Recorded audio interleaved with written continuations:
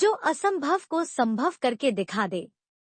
उस युवक को जिसे मुझसे शादी करनी है, खौलते तेल के कड़ाहा में कूदकर जिंदा निकलकर दिखाना होगा।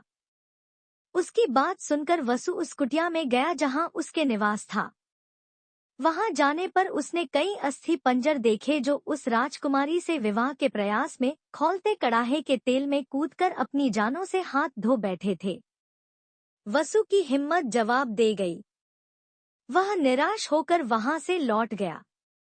उसने उसे भुलाने की लाख कोशिश की, पर उसका रूप सोते जागते, उठते बैठते हर समय आंखों के सामने आ जाता है। उसकी नींद उड़ गई। उसे खाना पीना नहीं अच्छा लगता। अब प्राणांत कर लेने के सिवा उसके पास कोई चारा नहीं बचा। विक्रम ने उसे समझाना चाहा कि उस राजकुमारी को पाना सचमुच असंभव है, इसलिए वह उसे भूलकर किसी और को जीवन संगिनी बना ले, लेकिन युवक नहीं माना। उसने कहा कि विक्रम ने उसे व्यर्थ ही बचाया। उन्होंने उसे मर जाने दिया होता तो अच्छा होता। विक्रम ने उससे कहा कि आत्महत्या पाप है और यह पाप अपने सामने वह नहीं होता देख सकते। उन्होंने उसे वचन दिया कि वे राजकुमारी से उसका विवाह कराने का हर संभव प्रयास करेंगे। फिर उन्होंने मां काली द्वारा प्रदत्त दोनों बेतालों का स्मरण किया।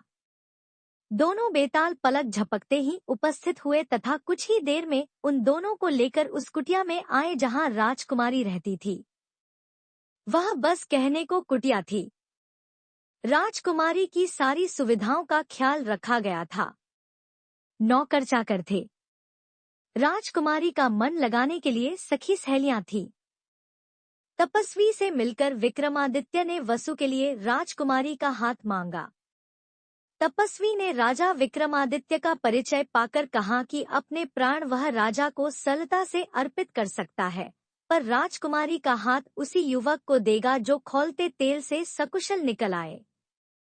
बस यह शर्त पूरी होनी चाहिए। राजा विक्रम ने उसे बताया कि वे खुद ही इस युवक के स्थान पर कड़ाहे में कूदने को तैयार हैं, तो तपस्वी का मुंह विस्मय से खुला रहा गया। तभी राजकुमारी अपनी सहेलियों के साथ वहां आई। वह सचमुच अप्सराओं से भी ज्यादा सुंदर थी। खैर, विक्रम ने तपस्वी से कहकर कड़ाहा भर तेल की व्यवस्था करवाई। जब तेल एकदम खौलने लगा, तो मां काली को स्मरण कर विक्रम तेल में कूद गए। खौलते तेल में कूदते ही उनके प्राण निकल गए और शरीर भुनकर सुआहा हो गया। मां काली अपने भक्त को इस तरह कैसे मरने देती? उन्होंने वेतालों को विक्रम को जीवित करने की आज्ञा दी। बेतालों ने अमृत की बूंदें उनके मुंह में डालकर उन्हें जिंदा कर दिया। जीवित होते ही उन्होंने वसु के लिए राजकुमारी का हाथ मांगा। राजकुमारी के पिता को खबर भेज दी गई और दोनों का विवाह धूमधाम से संपन्न हुआ। इतना कहकर प्रभावती खामोश हो गई।